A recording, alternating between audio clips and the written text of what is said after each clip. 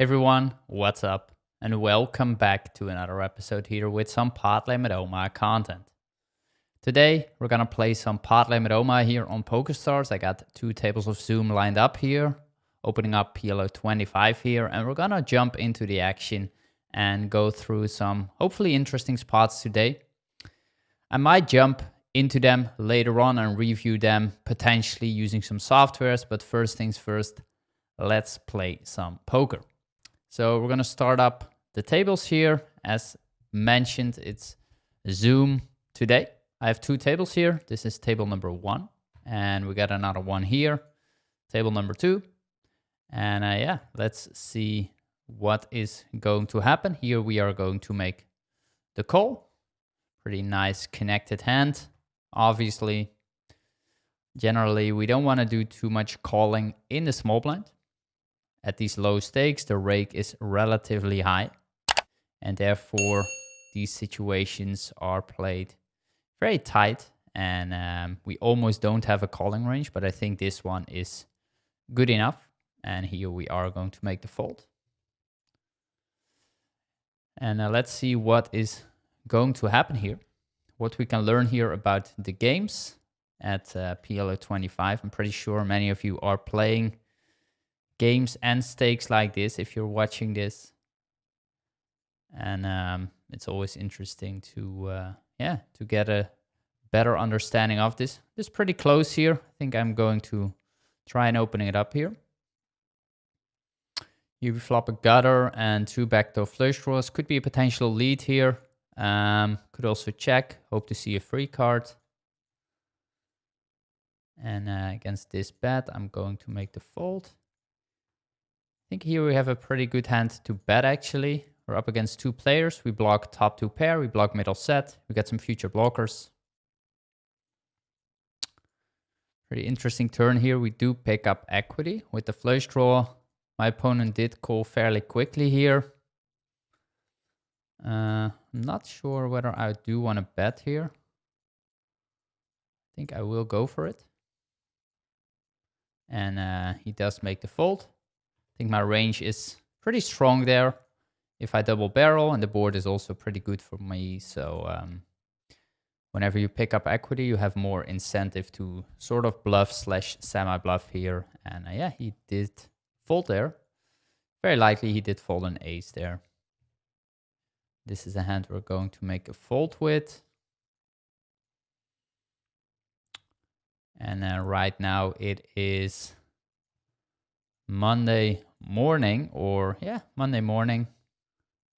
Here we are going to make the fold. Like, again, calling in the small blind. Almost non-existent on these stakes.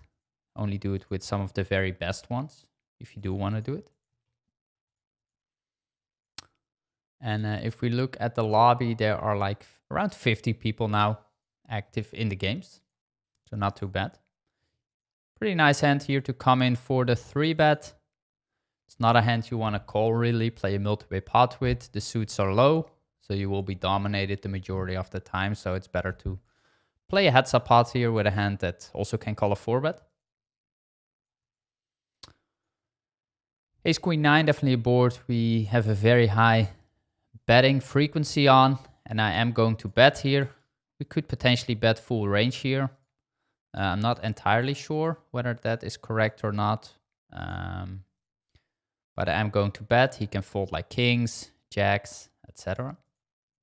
And if he doesn't, then he probably has something.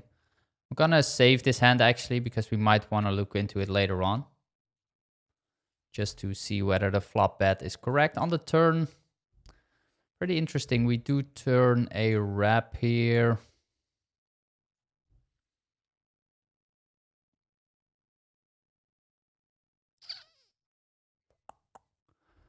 I'm not sure.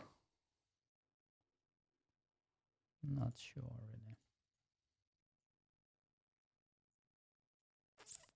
Yeah, I'm going for the check, but I'm gonna give up now. Ace Queen Queen. Yeah, he's not going to fold that hand, obviously. Here we 3-bet pre-flop, and we flop pretty strong. Top bottom pair, nut flush draw. We get check raised. I mean, it's very likely we're up against king queen here, or maybe even queens.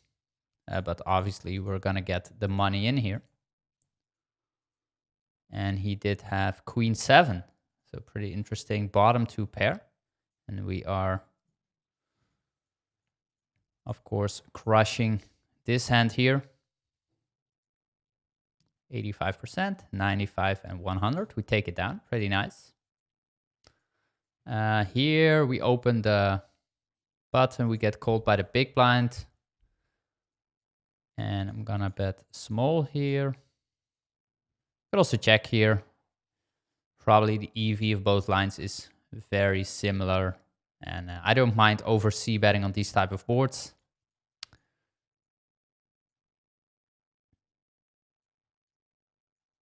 Because I do expect my opponents to fold too often, basically, against the c-bet. But the other hand was pretty interesting, and I might want to look into that later on. But again, let's first play some hands here. And see if we can find some more interesting spots, actually. We are going to call here, not a hand we want to 3-bet here with the unsuited ace, basically. We have position, we're closing the action. Very great, very good spot, basically, for me here in this situation. Being heads up, flopping top 2 pair, taking a stab here. We occasionally want to also check back some weak 2 pair hands, of course. Hands like this maybe, or maybe not necessarily this one, but weaker 2 pair hands without backup. Especially if your opponent is capable of check raising aggressively. These are these type of hands that look very interesting to play, but again, you have all these players behind you. The rake is high, so we're going to make the fold. Here I do want to play, but I'm not really interested in squeezing, although it's possible. We have the rainbow version, which is not great. Gonna check back.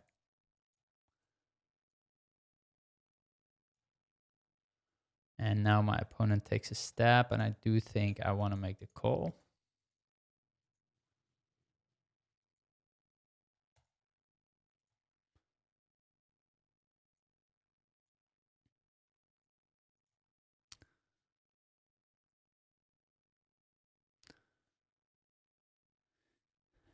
And against the river bet, he could have missed diamonds here for sure.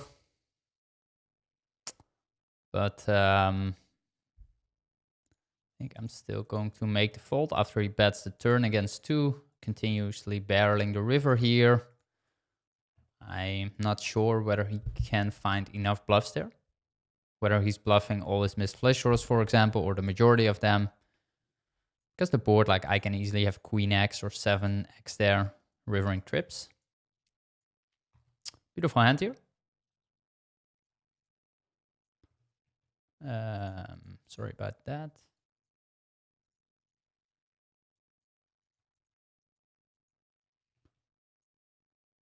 Flop top, bottom 2 pair, back 2 backdoor flush draws here.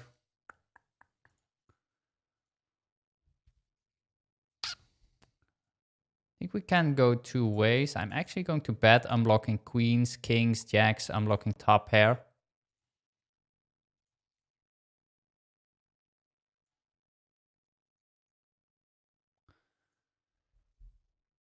And now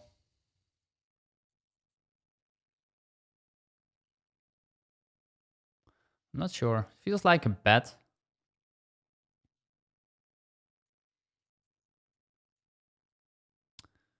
But if he has Jack 10 and he shoves, it's pretty bad.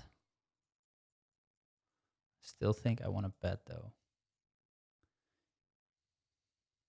You can have like king. Yeah, this is not great, of course. This was, of course, what I was afraid of.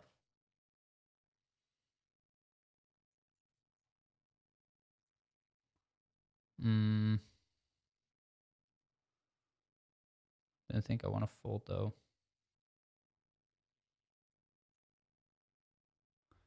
Yeah, it's not great. It's not great. We're gonna check here and then check fold.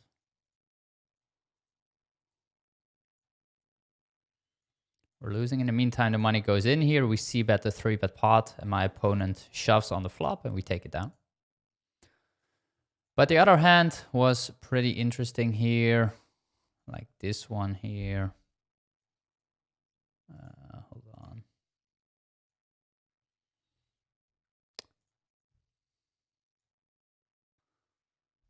Sorry about that, guys. Here we open raise. We are going to bet. Gutter nut flush draw, backdoor flush draw. He calls. On the turn we will check, I think.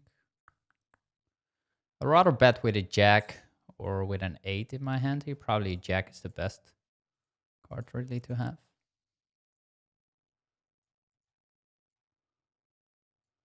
Interesting hand.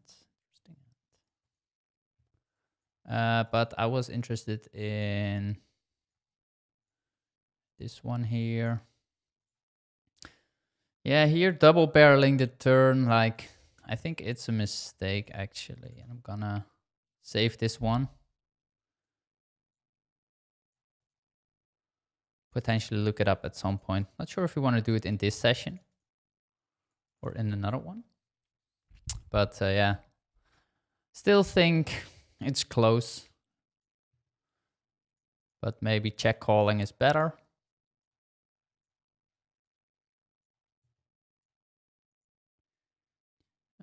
Here we will check fold now.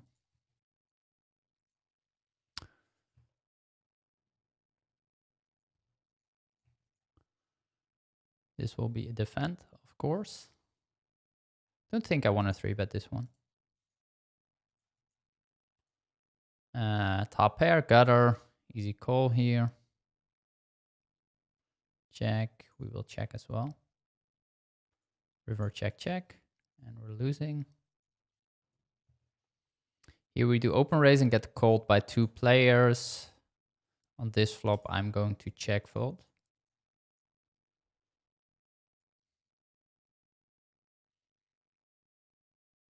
I sort of have some of the cards that I want my opponent to have to fold. Like if I have kings or a jack X, like it's less likely my opponent has kings or jacks, for example, that he will fold on the flop versus a bet. So we open raise here and we get called. We check the flop back and we turn a straight. He checks. In a GTO setting, could be a hand that we want to like check back again. But I think now that there's some value, there's some protection / equity denial needed, I don't think my opponent is check raising enough. I mean, there are still some 2 pairs out there, missed clubs, so we will win a good amount of the time. And we take it down. Let me also show you, by the way, the other hand that we had before here.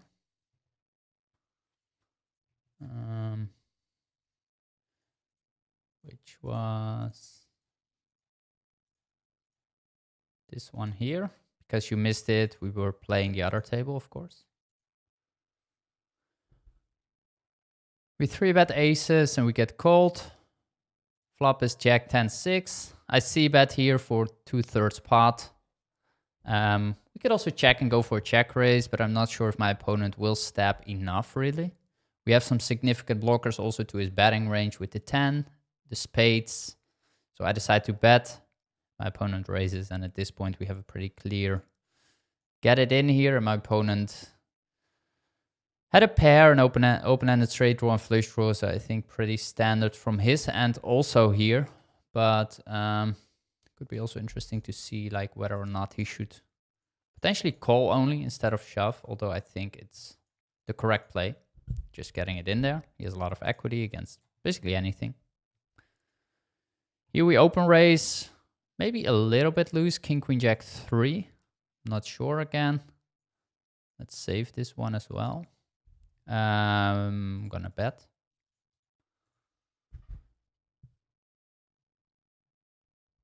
There's some straight draws and flush draws out there we can get value from.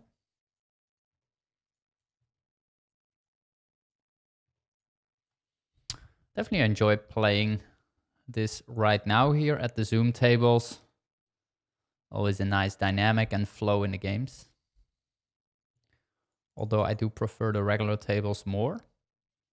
I think for especially creating videos also, this is pretty nice. And it's also fun to watch because there's a good pace in the video. Folding here.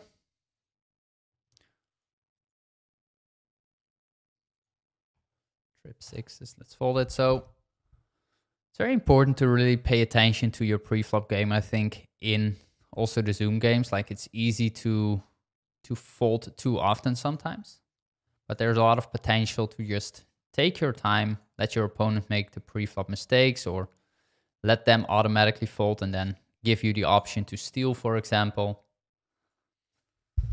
And I think that's definitely one of the biggest mistakes people are making when playing Zoom, basically. Just folding pre-flop too often. Flopping top set here with the ace of spades also. Pretty interesting. Like, I can imagine checking here also. Although we do unblock the low pairs, the low straight draws. So I will bet. But having the ace of spades here definitely would be a reason to potentially check back here. I'm going to bet here. Actually going for a large bet. Here we open raise and get faced and get a 3-bet by this player. Not a hand we want to 4-bet here with the queen jack. But we are obviously not folding.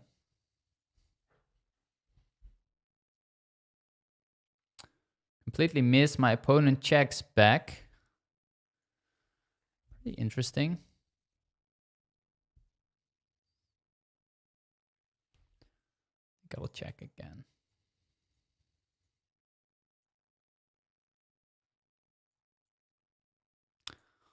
I wonder if my opponent checks back enough king X here, or whether he's c-betting them a lot. I think I'm going to try something here. Just feels like he doesn't have enough kings in his range.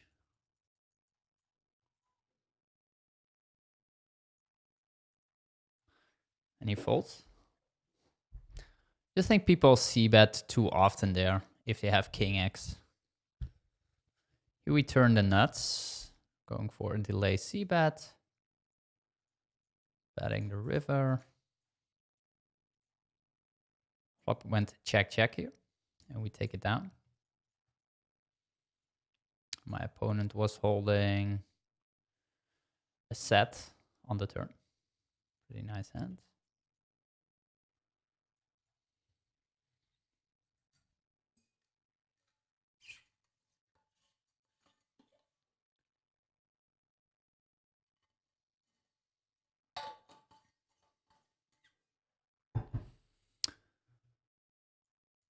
Open raising here, obviously.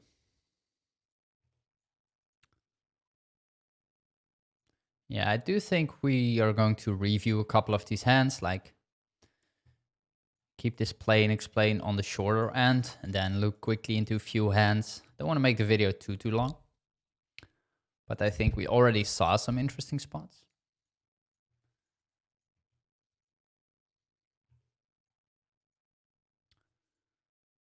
Folding here. Here we open raise, obviously, like the majority of our double suited rundowns with like 3 Broadway cards, we're basically always opening. Here we're going to check call. We have a gutter, queen high flush draw, a board my opponents can hit very often. Interesting turn, turning a pair and 2 blockers to the straight. Open ender. Still think I want to check because there's so much EV in checking. It's not a good river, obviously. Going to check. Interesting. Pretty bad call there from him pre-flop.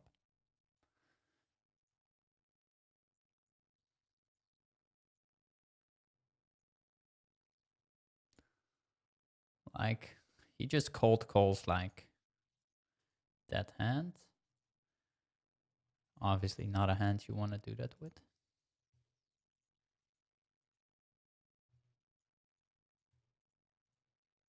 And if you know that by your opponents, then you can obviously make adjustments. You can bluff more rivers there in a spot like me because his range is just weaker.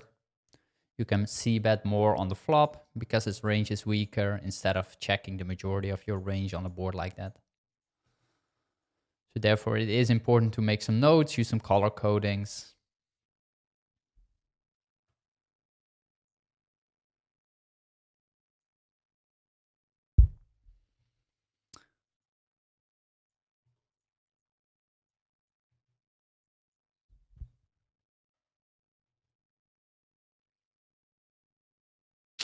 This hand I will open raise if I have the chance to. Not sure if I want to call really, like he's short. I think it's a fold actually. Looks so nice, obviously. Connected, low rundown, even when it's single suited.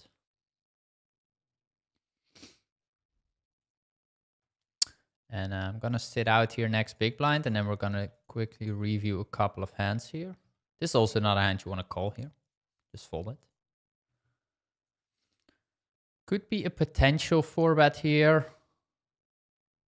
But I think I'm just going to make the call. We do want to 4-bet some double suited rundowns. I will save this one here, just to give all of you an idea. And let's shut that one down. Okay. So what I now want to do is I want to, first of all, close PokerStars because we're not allowed to have poker software open, of course, and at the same time be active on PokerStars. So here we got PLO Trainer, which I'm going to use. So I did screenshot a couple of hands that we will now review quickly. Okay, so we're... Oh, sorry about that, guys. So here we did 3-bet pre-flop from cutoff against early position. So that is the first question. Does it make any sense? I think so. But what you can do here in PLO Trainer is you can use the stake / stack size that you're interested in. So I'm playing PLO 25. So we are going to use PLO 50, which is the closest to that. And then I'm going to use 100 big blinds. I'm going to go to the node that I'm interested in. So early position raises, MP folds. And now I want to look at the cutoff range here, basically. And the way to do that is to go like this here. And then use the filter, the syntax bar at the bottom, which is 8754 double suited. And you can see it's actually a call. Pretty interesting. 8754. You see it's a call. It's not even a 3-bet. And I think it's because the bottom of our 3-betting range is basically the 9x double suited rundown. So we're going to use the categories here. These categories are created to get a better understanding of our pre-flop game. Because there are so many combos, we are grouping hands together. And you can see how we should play certain combos. So if we look at unpaired connected double suited hands, you can see that we're 3-betting them 23% of the time without an ace. If we look at the rundowns here, filter for them, you can see that we created a syntax for this / category. And if you look at the 3-bets here on the right, I think that if we don't have a king, a queen, a jack, or a 10, or a 9, yeah, you can see that we are the double suited rundowns without any of these high cards. We're never really 3-betting them. And I think I recall that from an earlier study session I did, that 8 high rundowns are just not really a 3-bet. You can see the majority of them are just going to call. So mistake on my end. Then we go to the flop here, which is ace, queen, 9. And we're going to see whether a hand like this would be, whether we are 3-betting or c-betting our full range, basically. That was my question. I think so, but I'm not sure. So we're going to go use the post-flop section now here. Going to go to the node, 100 big blind, 3-bet pot, which is cutoff versus early position. Gonna select a board that is similar. So ace queen. We actually have ace queen 9 rainbow, which is the same board. Check. Show cutoff here. And you can see that the checking frequency is 0%. So we are actually c-betting our entire range here. The majority of the time for a small sizing, 77.8%. And some bets for a full pot here, 22.1%. So simplifying this even to like only betting half pot would be totally fine. You can already imagine that hands like we had like 8, 7, 6, 5, for example. This one, we obviously do 3-bet. Like here you can see that these hands are basically c-betting half pot. So the c-bet was fine here. Now the turn, I don't think we have a turn sim for this yet. Let me see if we have anything there. Can I do this? Early position versus cutoff, ace queen 6. Just want to check because we do have some turn sims here available. Call. So let's say this would be like,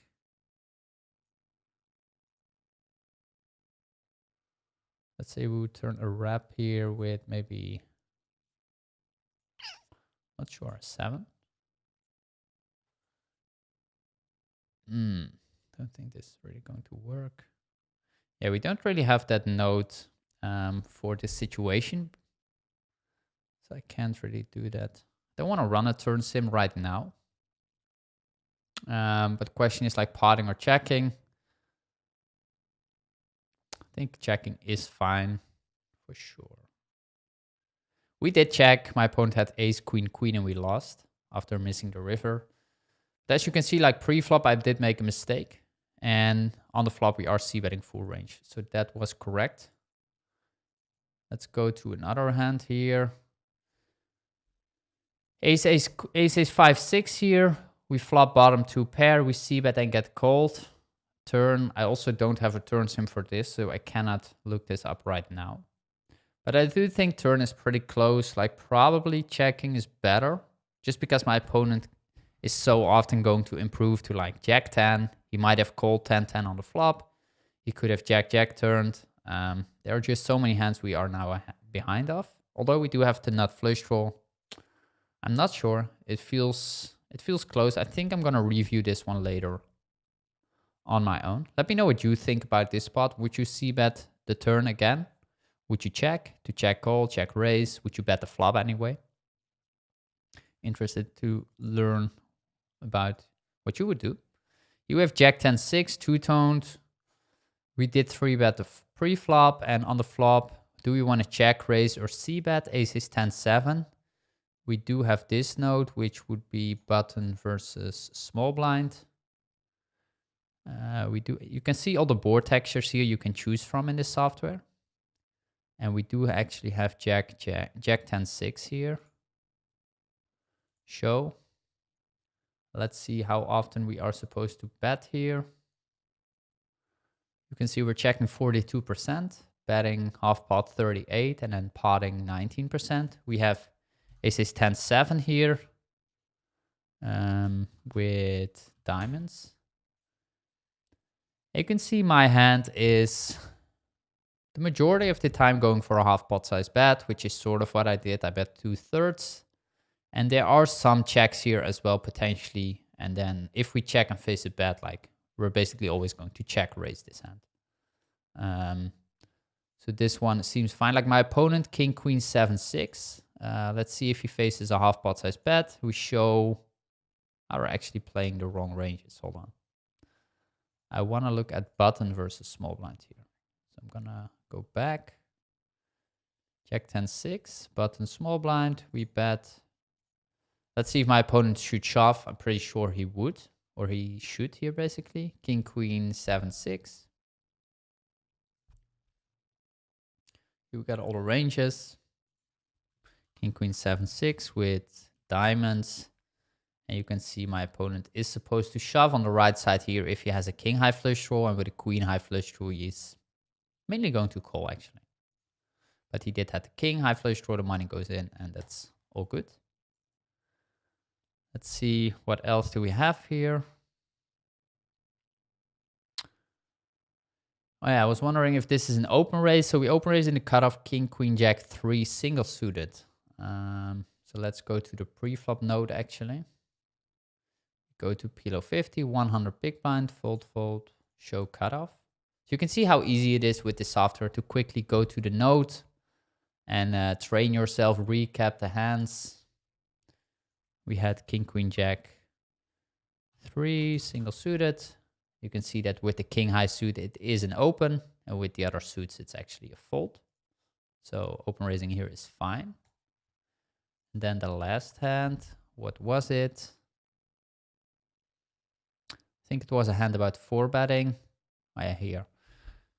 So we open raise small blind and the big blind 3 bets. And my question was, is this a potentially 4 bet or not? I don't think it is. But let's see. So fold, fold, raise, raise. So we're looking at small blind here response versus big blind 3 bet. We're going to use the, first of all, let's just look it up. You can see it's a call here. If you go to the categories again, to this one, the unpaired double suited, unpaired double suited rundowns basically without an ace. You can see that these hands, for example, connected near Broadway, probably this category. You can see what hands are we 4 betting. They are probably a little bit stronger connected. You can see on the right side here the 4 bets. Jack 10, 8-6, King Jack 8-7, Queen 10, 9-6. So some hands that are similar, but like slightly stronger. We don't have a 5, for example, in there. And therefore, those hands are just a little bit better to 4 bet, basically. Yeah, I think that's gonna be it, guys. We did play some poker, like 20 minutes or so, and then recapping hands for like 10 minutes. A quick session of myself as well as some study here, showing you how to use, for example, Pilo Trainer to improve your game, understand how to use it, and also, yeah, show you how I would play Pilo 25 on PokerStars here. If you enjoy this type of content, make sure to subscribe to the channel, of course. It would be great and would be helping me out a lot. And also like the video.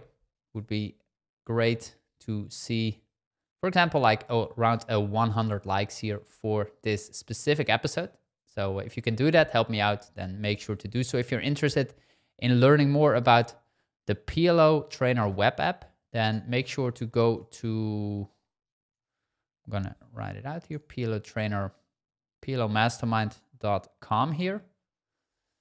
Pilomastermind.com, let me show it to you, pilomastermind.com here, click on Pilo Trainer web app on the top, and you will be brought to this page where you will find all the information relevant about Pilo Trainer web app, actually, what sims are in there, how much the pricing is, what you can do with it, tutorial videos, how to use it, etc. I will also put down a link below in the description. You can click on there and get directed right away into this page. Okay, guys, thank you very much for watching. Have a great day. Good luck at the tables. See you soon.